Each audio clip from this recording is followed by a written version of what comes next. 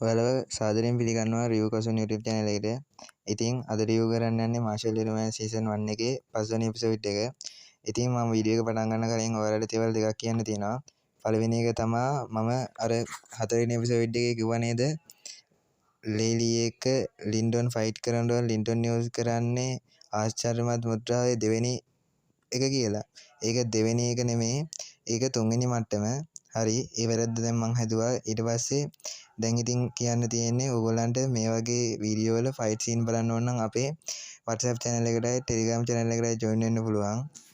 එහෙනම් වැඩි කරන්නේ නැතුව වීඩියෝ එකට යන්න.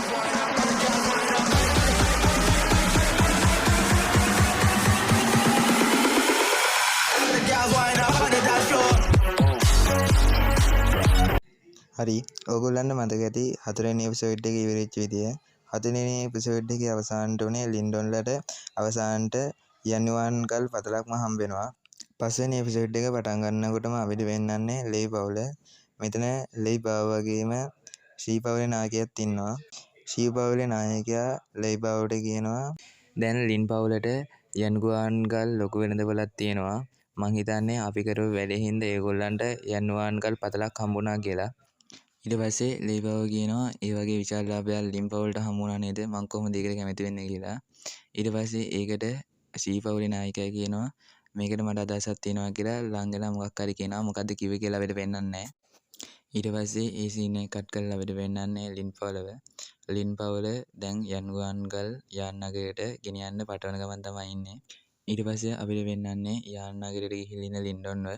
ලින්ඩොන් අద్භූත වස්තු කුළුණ කියලා කුළුණක් දැකලා ඒ කුළුණට යන්න පටන් ගන්නවා. අద్භූත කුළුණේ ඇවිදින ගමන් ඉන්න ලින්ඩොන්ව වයසක මිනිහෙක් වගේ කෙනෙක් දකිනවා.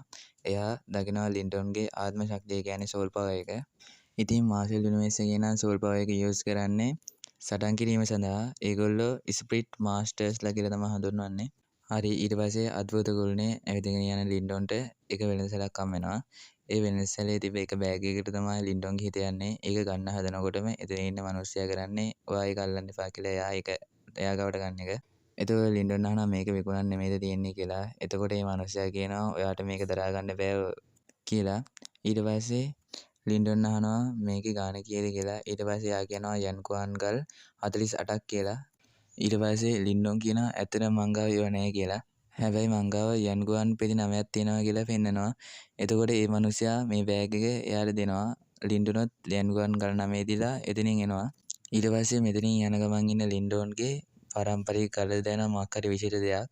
ඊට පස්සේ ලින්ඩොන් කරන්නේ ඒ දේ බලන්න යන එක. ඒ වෙලෙන්ද අහනවා ඔයා මේක ගැන උනන්දුද කියලා. ඊට පස්සේ ලින්ඩොන් කියනවා ඔව් කියලා. ඊට පස්සේ ලින්ඩොන් අහනවා මොකද්ද මේක කියලා. ඊට පස්සේ ඒ වෙලෙන්ද කියනවා මමත් හරියටම දන්නේ නැහැ. මමත් මේක ගොඩක් කාලයකට කලින් වෙලෙන්දෙක්ගෙන් මෙලිදී ගත්තා. ඔයාට කැමති නම් මේක ගන්න පුළුවන්. තව තරුණියෙකුත් මේක ගන්න උත්සාහ කරා. ඔයා එයාට වඩා වැඩි ගාණක් දුන්නොත් මම ඔයාලට මේක දෙන්නම් කියලා. ඊට පස්සේ ලින්ඩොන් අහනවා මේක කීයද කියලා. එයා ඊට පස්සේ කියනවා යන්වාන් ගල් 20ක් කියලා.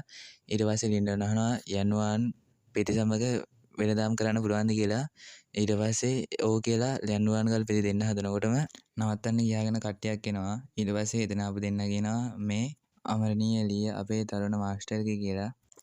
හරි මෙතන ඉන්න වෙන්ද කියනවා මේ ලින්ඩොන් මට ඉහළ මිලක් ලබා දුන්නා. එහෙනම් මම එයාට විකුණන්න තමයි හදන්නේ කියලා.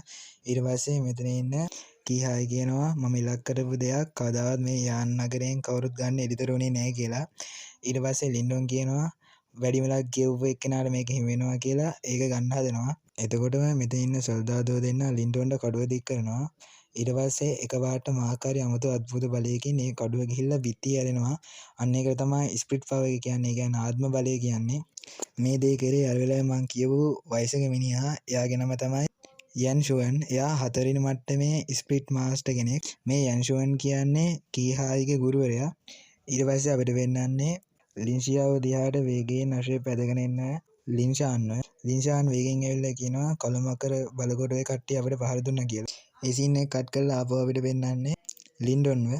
මෙතන ඉන්න කිහායි කියනවා මගේ මාස්ටර් ඔයා ගැන උනන්දුවක් දක්වන බැවින් ඔයාට මේක ගන්න දෙන්නම් කියලා. මම මේක කියලා අදහස් කරේ අමරණීය දෙව කොටස. ඊට පස්සේ මාස්ටර්ට ආචාර කළා කීහායි එතනින් යනවා. ඊට පස්සේ ලින්ඩොන් යන්ෂුවන්ට ස්තුති කරනවා. ඊට පස්සේ යන්ෂුවන් අහනවා ඔයාට ශීල් මාස්ටර් කෙනෙක් වෙන්න ඕනද කියලා. ශීල් මාස්ටර් කියන්නේත් අර ස්ප්ලිට් මාස්ටර්ම තමයි. ඊට පස්සේ ශීල් මාස්ටර් කෙනෙක් කියන්නේ කවුද කියලා පැහැදිලි කරනවා. ශීල් මාස්ටර් කෙනෙක් කියන්නේ ස්වභාව ධර්මයේ හිස් බව අයින් කරලා එයාට එයාගේ වටේ තියෙන ඕන දේවල් පාලනය කරන්න පුළුවන් හැකියාව. සරලම කිව්වොත් ඒක මානසික බලයක්. ඊට පස්සේ එයා අහනවා ඔයාට මගේ ගෝලයෙක් කියලා සීල් මාස්ටර් කෙනෙක් වෙන්න ඕනද කියලා. ලින්ඩොන්ට සීල් මාස්ටර් කෙනෙක් වෙන්න උවමනාවක් තිබ්බත් ලින්ඩොන් ඒක ප්‍රතික්ෂේප කරනවා. ඒකට හේතුව තමයි එයාගේ අතේ තියෙන පාරම්පරික ගල.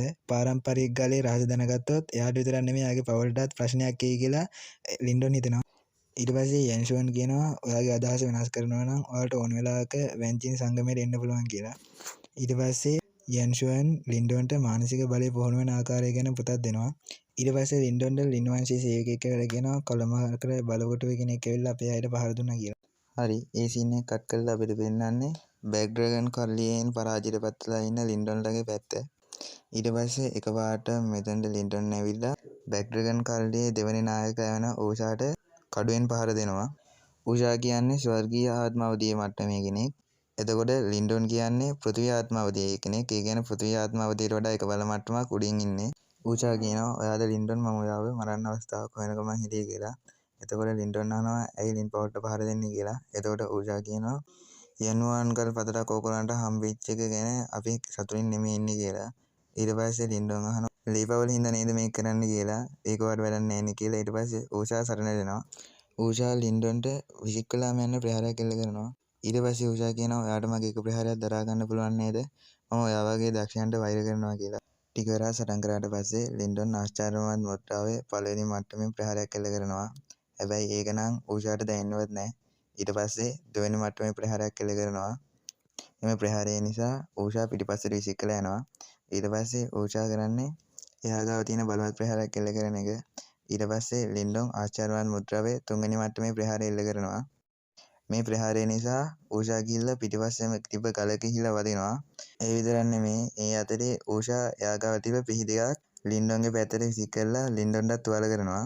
මේ ලින්ඩොන්ගේ ප්‍රහාරය නිසා ඕෂාට ටිකක් විතර අමාරු වෙනවා. ඊට පස්සේ ලින්ඩොන්ට නම් සිහිය නැති වෙලා තමයි ඉන්නේ. මේ නිසා ලින්ඩොන්ගේ පැත්තට ලින්ඩොන්ගේ නංගි සියාවෝ යනවා එනවා. ඒ කියන්නේ අර ෆයිතන් ටයික. ඊට පස්සේ තප්පර දෙක තුනකින් වගේ ලින්ඩොන්ට සිහිය එනවා. එතකොටම වගේ ලින්ඩොන්ගේ ස්වර්ගීය ආත්ම අවදියට බිඳී යාමට අවස්ථාවක් හම්බ වෙනවා. මේ නිසා එයාට ෆයිට් කරන්න බෑ. කල්ටිවේට් කරන්න සිද්ධ වෙනවා. ඒ හින්දා ලින්ඩොන්ගේ නංගිටයි සියාවයන්ටයි කියනවා මම ස්වර්ගීය ආත්ම අවදියට මට්ටමට එනකන් මාව ආරක්ෂා කරන්න කියලා.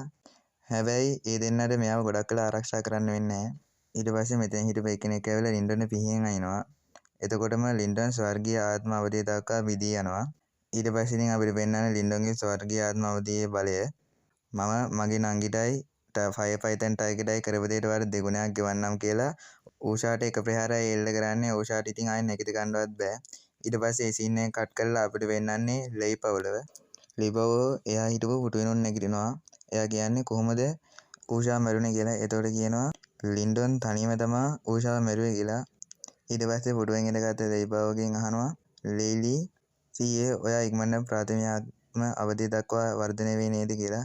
ඊට පස්සේ ලෙයි පවුල කියනවා ඔව් මම ප්‍රාථමික ආත්ම අවදියට ආපු ගමන්ම ලින් පවුල විනාශ කරලා දානවා කියලා.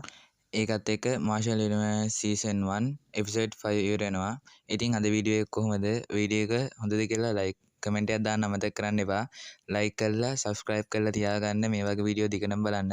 ඉතින් අද ඕෂා එක්ක වෙච්ච ෆයිට් එක මම ටෙලිග්‍රෑම් ගෲප් එකේ WhatsApp channel එකේ දාලා තියෙනවා. ඔයාලට කැමති නම් ඒකට join වෙලා බලන්න පුළුවන්. මොකද මම වැදගත් කැලේ ටික විතරයි දාලා තියෙන්නේ මේ ෆයිට්